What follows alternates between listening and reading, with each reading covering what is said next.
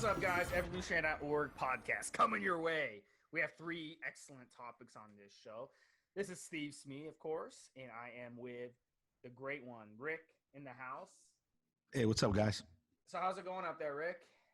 Hey, doing great, man. How about yourself, buddy? Good. Yeah, can't complain, man. Every day above ground is a good day, right? Absolutely. So you need. That's all you need to be alive. Yeah.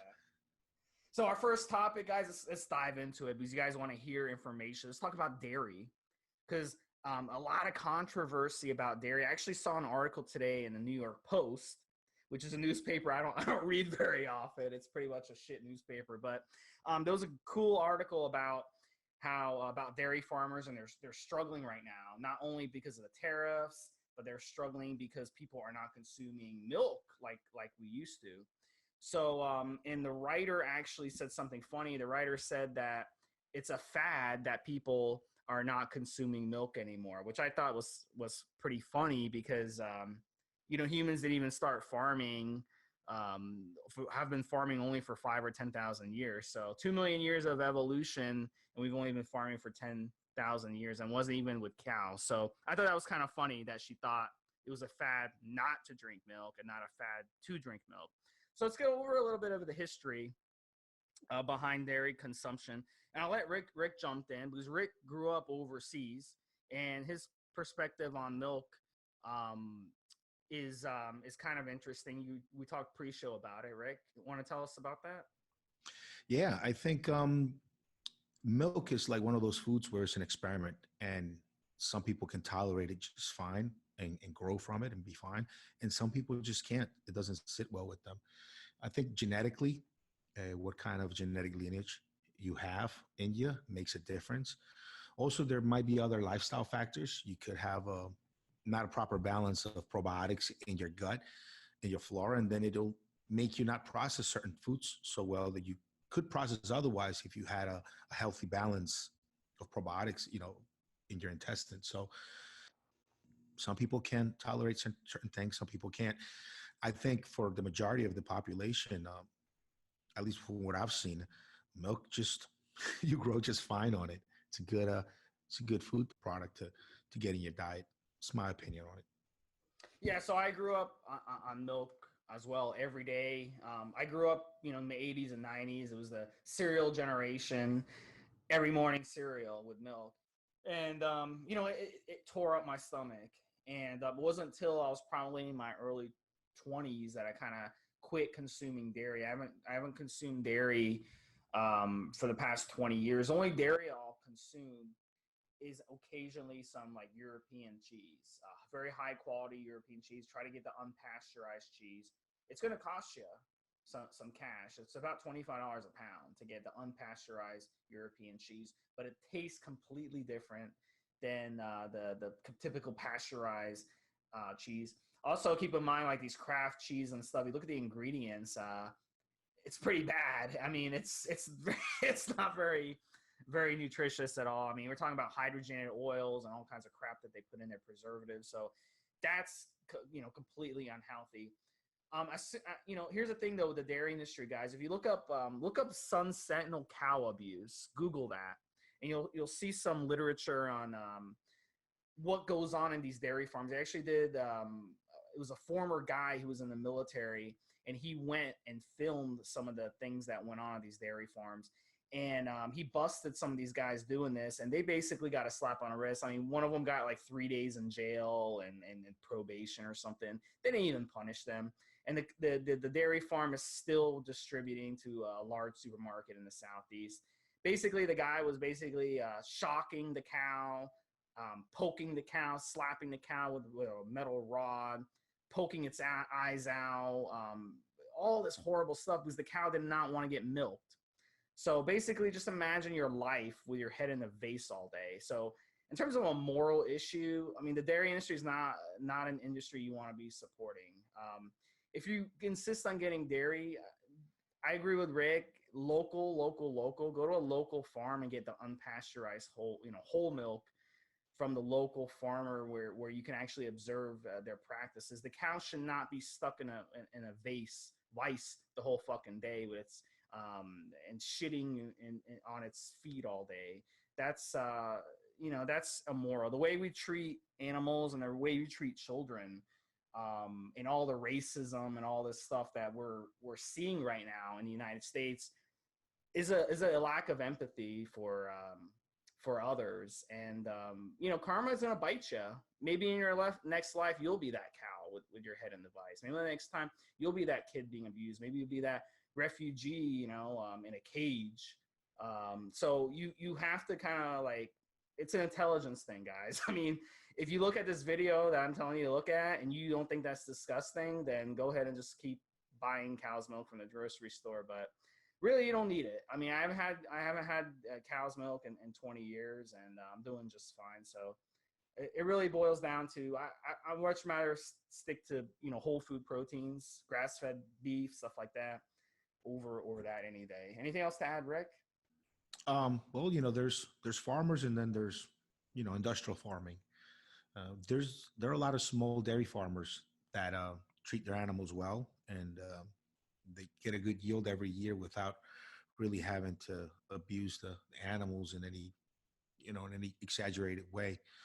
And then we have industrial farming, where it's all about production, and you got to just find what you're comfortable with. And I don't think every drop of milk comes from an abused cow.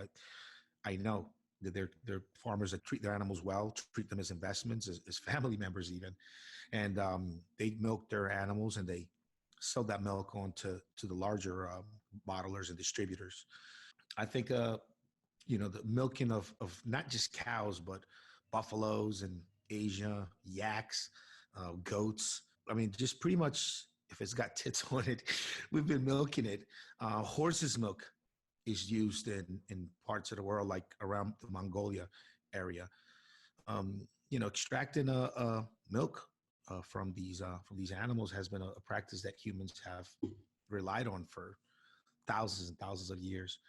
So I do agree we shouldn't sponsor with our dollars any companies or any places that are just abusing animals when it's completely unnecessary to abuse the animals to get a good yield and get a good product.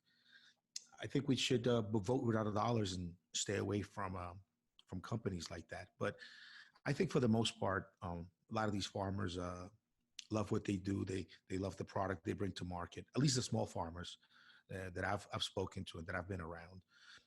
And I think milk is just fine. I mean, humans have been extracting milk from so many different animals. It's part of our diet. It's part of what's probably kept us alive during some harsher times. So that's all I got to say, I guess. I have nipples. Could you milk me? What movie is that from? That's from that Ben Stiller movie. Yeah, I remember that. Yeah, absolutely. Yeah. With Robert De Niro, he told Ben Stiller, he's like, "I have nipples, Greg. Could you milk me?" Yeah, because he was talking about milking a cat. Meet the Parents. Meet the Parents was the movie. Yes, Meet the Fockers, actually. Yeah, that's the second. Meet the Fockers was the sequel. Yep. All right, guys. Next question. This is a good one. Overcoming obstacles in your training, injuries, divorces, having kids. I have so many friends that I'm like, "Hey, dude, let's go to the gym," and they're like, "Oh man, I would love to. I just got a newborn." And I'm like, "Dude, what the fuck is wrong with you?" And then I started kind of, I've spent the night at friends' houses who've had newborns. They got to get up. They got to take shifts in the middle of the night, them and their wife. Wake up and take shifts. They're fucking exhausted. They just don't have time to go to the gym. Some of them have to take 6 months, a year off to deal with the kid. You have the kid with the colic that's, barfing and coughing all night and screaming. And then you got the people, you got injuries and stuff. And, so, I've been through stuff myself. I've been through injuries. Knock on wood.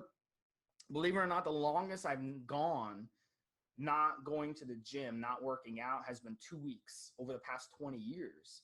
And that was 3 instances where I had to make a move. One of them was quite a far move, like 6-7 hour move. So I had to kind of, cancel my gym membership, move to my new place, get settled, then start up a new gym membership. So knock on wood, I've been pretty lucky with that. But Rick, tell me about your experiences with that, because you move around quite a bit, and you've had children and all that stuff. What's some of the tips you can give? It's really about your mindset. I've been able to work out even when I was traveling or when I was taking care of my kids, when my mindset was in it.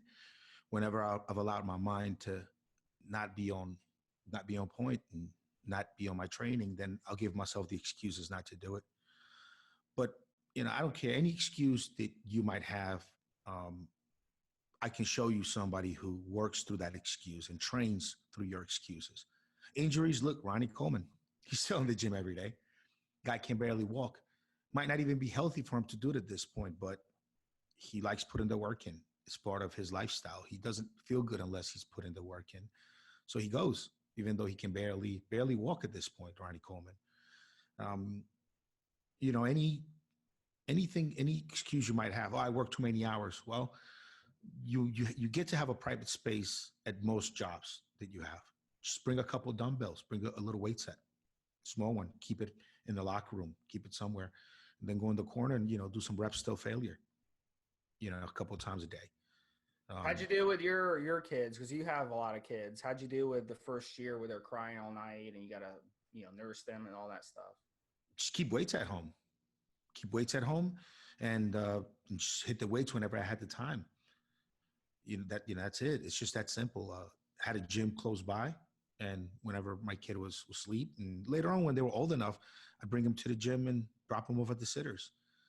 You just make the time. The time is there. You just make the time because you can work out anywhere you want. You don't have to go to a gym. You don't even need weights. You could do calisthenics at home, climb your feet up on the wall, get some push-ups down. You get a pump. I've noticed that it's a mindset situation. Whenever my mind is in it, I will get my training done. Whenever my mind is not, I'll give myself the excuses. Because you don't need anything to train, just a little bit of space and your body weight and just the desire to do it. And you can get a pretty darn good workout without even a single piece of equipment. Might need a chair, if it really came down to it. So whenever my mind's been into, bro, I've asked at a hotel, and it's pretty cold. I was in Asia. I'd asked at a hotel to let me use their conference room, and I pushed all the seats back, and I ran laps around the conference room, because it was too cold to be outside. I didn't know the area, didn't speak the language. And so you just do it. It depends what your mindset is at. You will find the time and you'll find the energy to do it. It's that simple, no matter what. There are no excuses.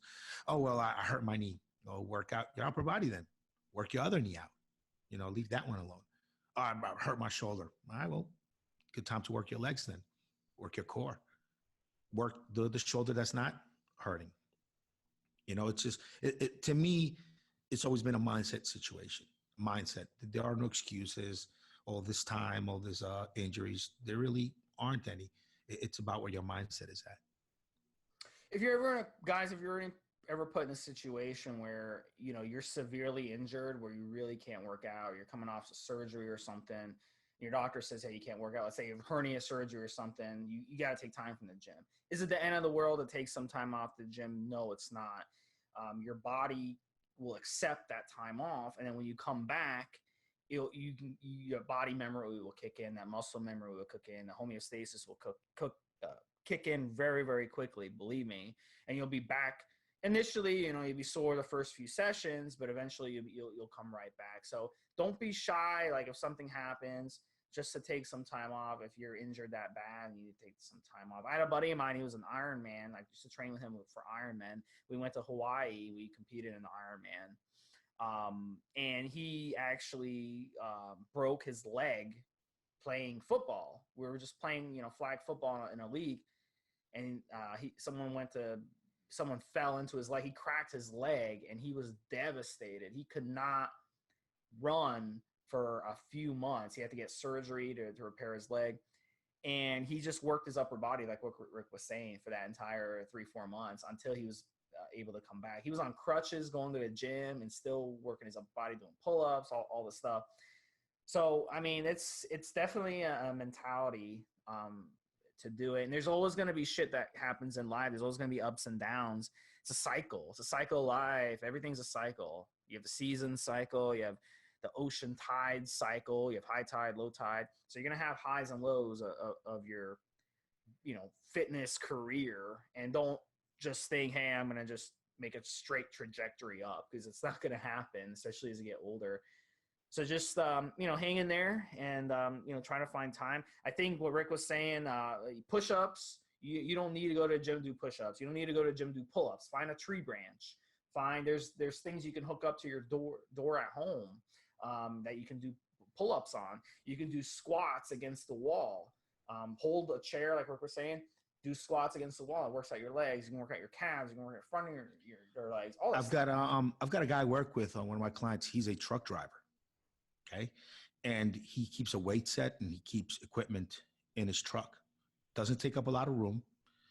He can use the same plates for the dumbbells and the barbells, and he gets his workout in every single day. There's no excuse to get your workout in if that's what you want to do. I think the harder part is programming your mind to need that. It's programming your brain to really need that workout every day. And once you do that, you'll find a way to do it no matter what. And look, when it comes to injuries, you just have to be smart about it. If you've got stitches and you can't be in the gym raising your blood pressure, making that injury, that cut harder to heal, you don't want to do all of that. But if you have a sprain, if you have a tear, if you have, one of these injuries, just get in there, train, the other parts of your body that are not hurt.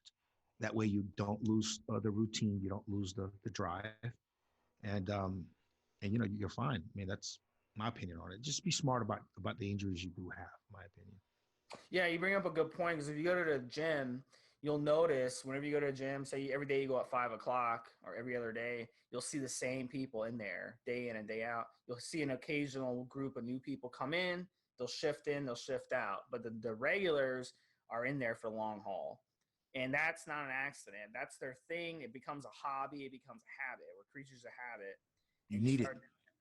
Yeah, I need it. If I don't work out, I go crazy. Like, I go crazy. I go mentally crazy if I don't work out, because I have a very stressful job. And working out for me, I'm not doing it to go fucking build big ass muscles and go on stage in my bikini to show off to other men. I'm doing it for myself, to clear my own mind.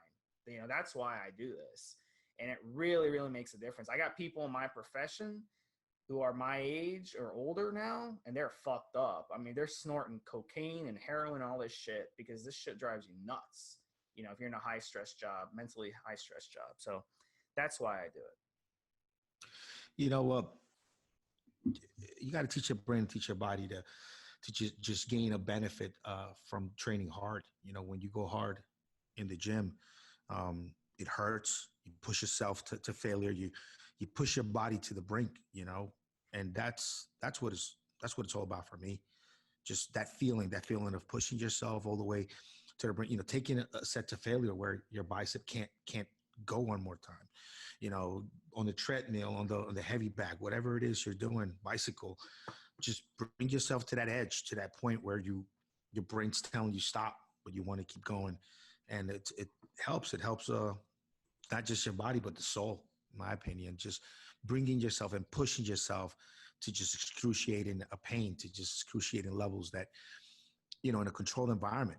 You're pedaling your bike up a hill. Just go hard.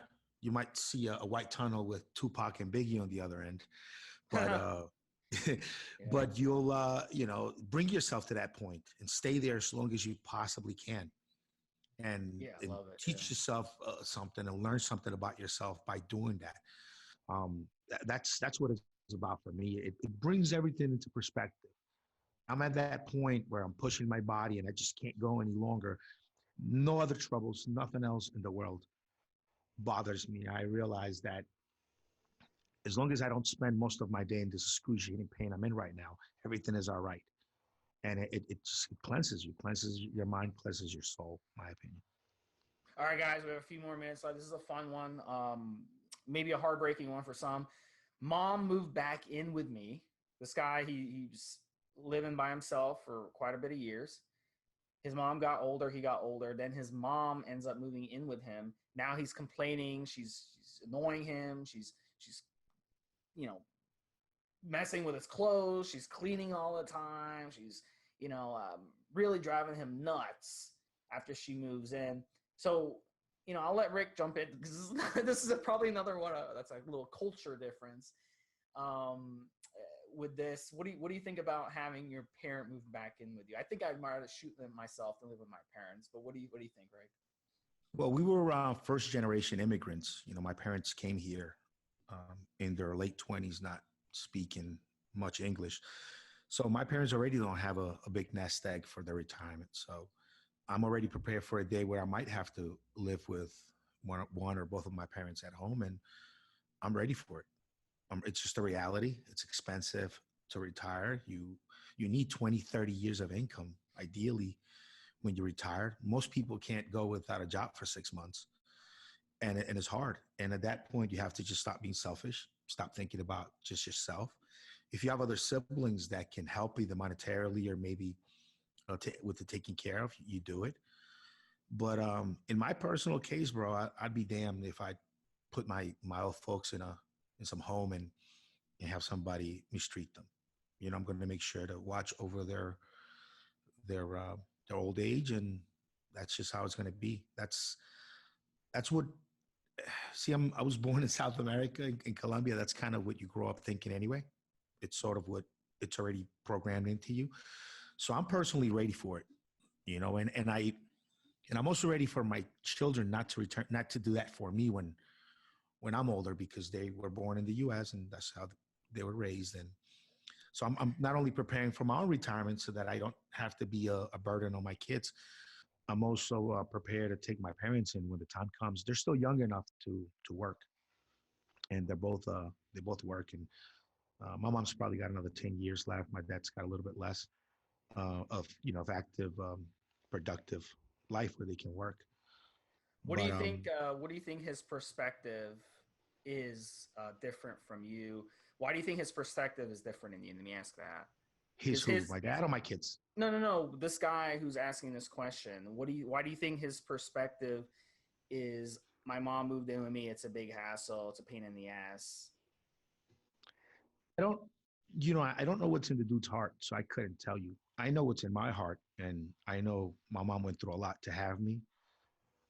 She went, we went through a lot, and she put in her time, and she was there for me, and it's just about returning the favor to me. They did so much for me, and your parents are kind of supposed to, just like I do for my kids. But I just have this deep level of appreciation because they really took very good care of me. My mom was real young when she had me. My mother was going on 17 when she had me, and she still, man, she just did the best that she could. Same with my dad. Immigrated us to the U.S., gave me more opportunity. Um, I'm just grateful. I just I don't have any other way in my heart of being. I would be ashamed in front of, I think, the rest of my family, my community, if I wasn't taking care of my mother, if I showed up at some kind of family meeting and, oh, where's your mom? Oh, she's at a nursing home, but I'm here.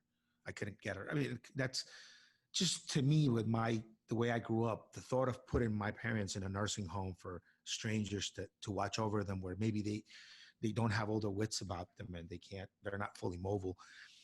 To me, that just doesn't register in my mind, in my culture. It's just not something I even consider being okay. I would definitely have a nurse come and help us, at the house, and have the house built out so they have some issues moving around. We can take care of that and that whole situation. But as far as them being out of sight, out of my way, I wouldn't do that. Yeah. I can't even think about it, to be honest. I can't consider it. Yeah. It's funny though. It seems like the certain cultures around the world, the parents, they get older, the kids take care of the parents. And then in some cultures, like in North America, people have kids, they pump out all this money on, it's expensive to have kids, and you pump out this money to the kids, they get in their 20s, even 30s, and they're still living with the parents. Parents are still paying their shit. And I've dated women who've had kids in their 20s, and the parents or the grandparents are paying their car, they're paying their insurance, they're paying their college, they're paying all this stuff. And I'm like, what the fuck? You're training this 20 this college age kid like a fucking teenager, like he's still in middle school. So I don't get it, I don't get it at all, to be honest with you. So it's just a matter of perspective. I'm kind of in the middle. I'm not as extreme as you, Rick, but in my culture, it is like that in the old country. You do the kids, the parents, because there's no Social Security. Where I'm assuming in Colombia you don't have Social Security, right? Oh, they do. They got good retirement programs. Yeah. Well, my mother is in the U.S. My father lives down here, but yeah, there's Social Security people put away for retirements. Yeah. Yeah, because I mean, in certain countries like in Asia or Middle East or something, they don't have Social Security. So the parents get old, they can't work. Someone's got to take care of them. I mean, what are they gonna do? Be on the street? So you have kids, so the kids one day can take care of you. So it's just a different culture perspective. And I always had this incident happen as well, and I actually paid off my parents' house many years ago, so they don't got to worry about their house payment. But yeah, if that happened to me, definitely, it'd be between me and my. I don't know if you have siblings, Rick, but me and my sibling would have to figure that out for sure. Or look, sometimes parents lose their mind and they don't know what's going on, and some kids aren't grateful. They take their check every month and spend less than a half of it on keeping them up in some shitty nursing home. So it does happen. Yeah. So maybe what do you think they do, Rick, in those countries that don't have anything benefits for seniors? I mean, if you don't have kids, you're pretty much fucked, right? You got to have you don't have kids. If you don't have kids, you're fucked. But also, the community takes care of older folks. There's a lot of cases of old people that can't take care of themselves, and the community does it. Charities do too. Religious charities, independent charities. That's just what happens, and look, and some people just fall through the cracks. Some folks just have to work at some kind of doing something every day until the end of their life. And those who maybe lose their mind and don't have anybody to take care of them, they might end up homeless. I mean, it happens. It's unfortunate, but it does happen. There's safety nets, but it doesn't catch everybody. And the family is supposed to be your biggest safety net, but sometimes they're not. Yeah, it's pretty scary. I play poker with a lot of older people, and like a lot of them say, my kids are a waste. My kids don't do shit for me. So I just think it's a culture thing for sure. But I like that perspective that you gave. I think a lot of our listeners can kind of look at that and maybe think about it a little bit and have a different perspective on things. If you didn't grow up teaching your kids to have respect for your parents, for their grandparents, for their uncles, if you didn't teach your kids, explaining to them how important they are in the life of the older members of the family, and how you've got to pay attention to them and you've got to make time to spend with them. If you didn't grow your kids up doing that, chances are they're not going to take care of you either. If you didn't grow up teaching them that they're supposed to respect grandma and grandpa, that even if they act a little weird, even if they're from a different point in time, you've got to respect them, understand them, love them, understand from their wisdom. If you didn't teach your kids to have that respect for your parents, chances are they're not gonna have it for you. And I grew up teaching my kids that, grandma, grandpa, yeah, they might say certain funny things. They're a little weird here and there, but we're grateful. We're grateful. They're good parents. They love us. We've got to just be there for them and listen to their stories and spend time with them and celebrate their birthdays and integrate them as really important members of the family. No matter if they're in a wheelchair or whatever the situation is, they're integrated as important members of the family all the time, to be respected, to be listened to. And if you not teach your children that growing up, you're gonna reap what you sow, man. It's what's gonna happen. Bottom line. Yeah. Even just elders on the street, just somebody on the bus, the old lady that drives the bus, the teachers. I mean, you've got to teach your children that respect for the elders and make them understand, make the young kids understand that they're supposed to be a help and they're supposed to be an integral part of the support structure that older people in the community have. Even if it's just an old lady, crossing the street with grocery bags, even if you don't know this lady, you go over and you help out. You offer to help at least. You know, you see an old lady pulled over on the side of the road with a flat tire. You just pull over and ask them if they need any help. You just you know, just in a society, in a community, you're once you're that age and you've put in your work, I guess you could say, and you should have some respect from those around you. You should have some respect for the culture. You know, once you're an old guy in your 60s, you shouldn't be worried about having to get on a fist fight with some punks at a gas station or anything crazy like that. Like, you should be given a pass and be left alone, you know, by younger kids. It's just the way it should be. I mean, that's the world I want to live in. That's good perspective, man. This is good. This is good perspective, man, that you say. That's the world I want to live in. When I'm 60, no matter what I'm doing or how funny I'm acting, some young punks don't like what I'm doing. I just like them to let me go on my way. Just give me a pass for being an old guy. That's it. Yeah. I've watched guys in their 20s challenge, you know, 50-something-year-olds, 60-something-year-olds to a fight. That'd be unheard of where I grew up. So it's just why I feel about it, man. Man, that's good perspective, man.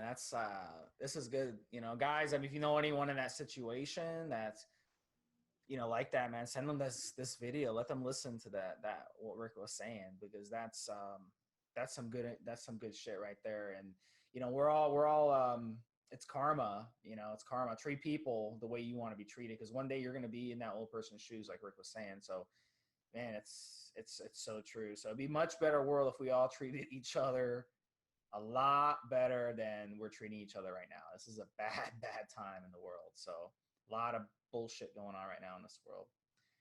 All right, guys, we appreciate you listening to the show. 3 great topics. Hopefully next time we'll have a caller for you guys next week, or we'll have 3 more good topics. So send in the questions to me, Steve Smi, and I'll talk to you next week on behalf of myself and Rick. Have a good one. Have a good one, guys.